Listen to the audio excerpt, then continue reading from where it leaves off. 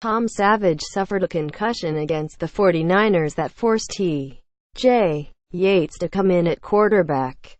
He would later be ruled out after further evaluation, but not before coming back into the game for a series. Somehow, before doctors properly diagnosed him. The handling of the incident is sure to bring questions.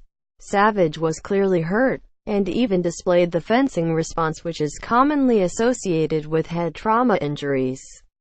After the game, CBS reported that the NFL's chief medical officer will be talking to the team and looking into the incident. Here's what happened. Savage took a hit from Elvis Dumervil that left him stiff and shaking on the ground. He would be taken to the injury tent to be evaluated.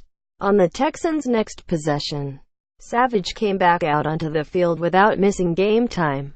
He threw 2 incomplete passes on the following possession. He was checked out again by the team's doctors on the sideline after that.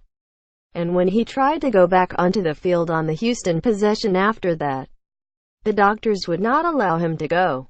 This was the scary hit that sidelined Savage. How is this not a bigger deal? This is fucked. Pic. Twitter.com. VJS Olfamib James Brady. At James Brady'sbeen. December 10, 2017. However, Yates would later enter the game as Savage went to the locker room to be further evaluated for a concussion. After Savage was pulled, he tried to go onto the field and had to be forced back to the sideline and be ushered to the locker room. He said last week there's no way he's coming off the field on his own. Obviously, he wasn't happy, but the Texans made the correct decision. John McClain, at McClain_on_NFL.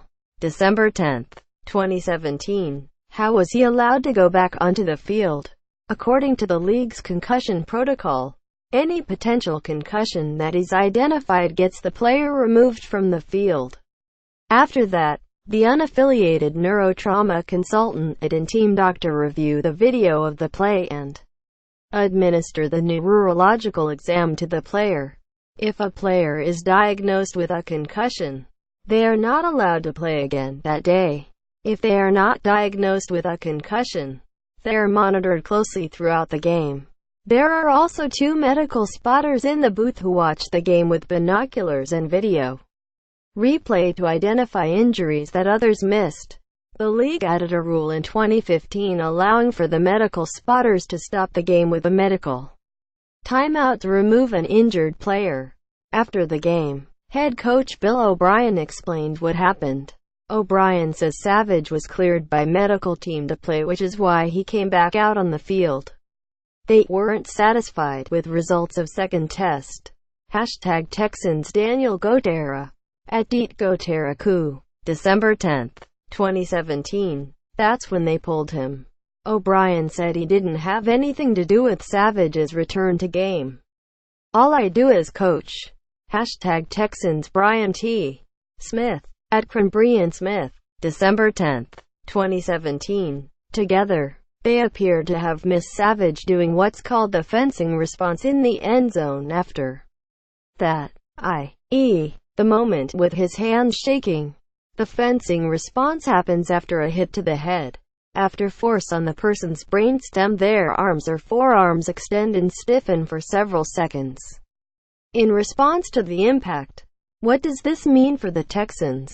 The Texans' quarterback situation was never going to be good after Deshaun Watson went down with an injury. Yates hasn't played in a game since 2015 when he went 2-0 as Houston's starting quarterback.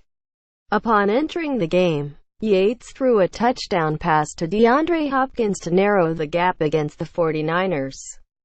The Texans eventually lost, 26-16. Savage had been benched earlier in the season in favor of Watson and has been 1-5 in his starts during the 2017 season.